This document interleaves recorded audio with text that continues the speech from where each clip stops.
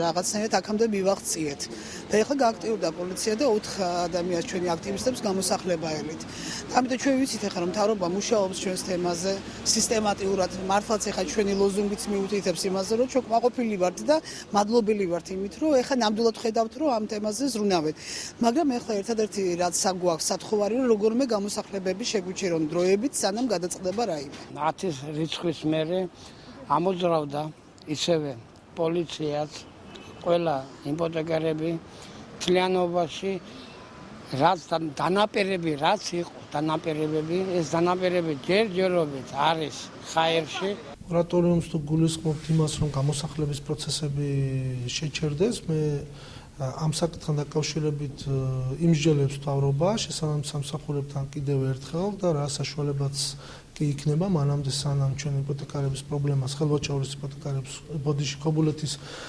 ქობულეთელი იპოთეკარებს გულისხმობთ ჩვენ მაქსიმალურად შევეცდებით რომ მანამდე ეს პროცესი შეჩერებული იქნას